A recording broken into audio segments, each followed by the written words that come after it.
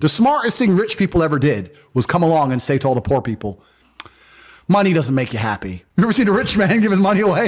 No, they say money doesn't make you happy.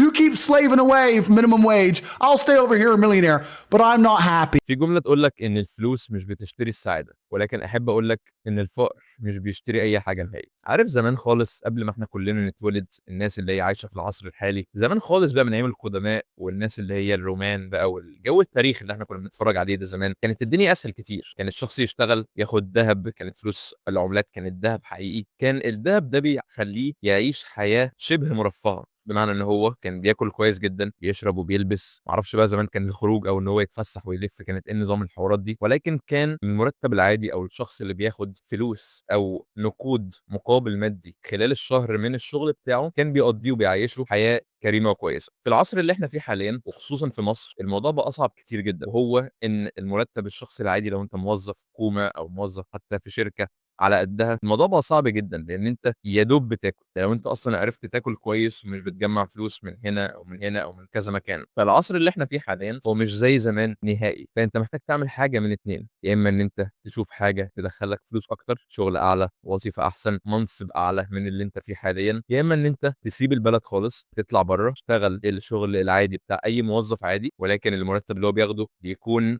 بيعيشه الى حد ما حياه كويسه. ده اللي احنا فيه، ده الواقع اللي احنا فيه. لذلك هتلاقي ان الموضوع صعب شويتين ان انت تقدر توازن ما بين الحاجتين، ان انا هل اسافر ولا افضل قاعد في بلدي واتقبل الواقع اللي انا فيه حاليا وافضل عايش حياه صعبه. فما تخليش حد يضحك عليك او يغفلك ويقول لك ان الفلوس ملهاش لازمه. لا، الفلوس ليها لازمه ولازمه كبيره جدا كمان. لو انت شخص مش همك الفلوس ومش عايز ان انت يكون معاك فلوس، خلاص روح بقى اي مكان تاني وسيب بقى مكان الشغل.